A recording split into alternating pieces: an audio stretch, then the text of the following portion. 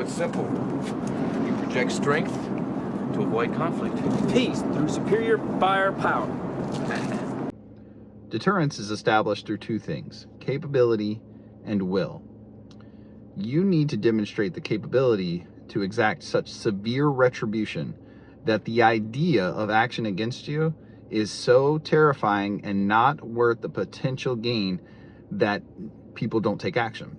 I challenge you to a duel.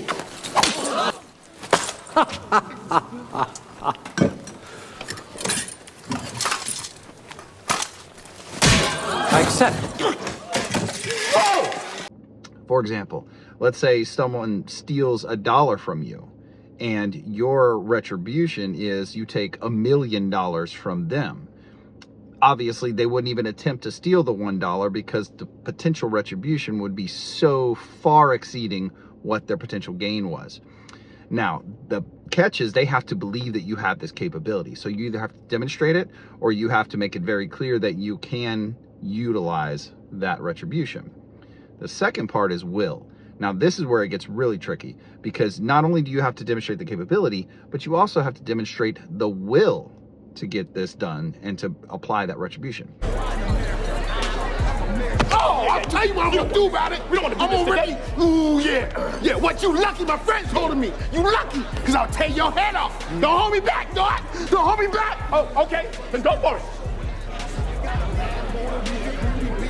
For example, which one of these two dogs would you try to sneak past?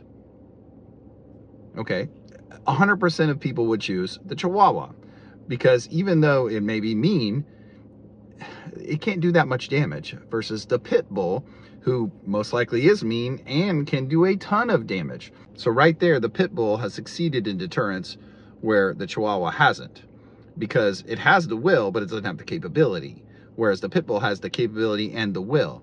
Versus, let's say, a Saint Bernard lying in the backyard. You want to try to sneak past that dog, it probably got the capability to do a lot of damage, but most likely won't, because they're not known for being attack dogs. So in those cases, I'm probably going to choose the Saint Bernard versus trying to sneak past the Pit Bull, because it doesn't have the will to exact that retribution. So how do we use this as leaders? As a leader, you need to make it very clear that you are in charge and you have the authority to issue out consequences. That being said, you also need to make it clear that you have the will to issue the consequences. There's an old adage that you should fire somebody on the first day whenever you take a new leadership position. And quite honestly, that sends a very strong message. I don't prescribe to that because I don't like any hard and fast rules that say apply this 100% of the time. But you need to make it clear very early on in your leadership position that you're willing to do so, and you're willing to exact that type of retribution as needed in order to deter people attempting to skirt lines that maybe were drawn previously. So understand how to establish the deterrence and utilize it to your advantage. Good luck.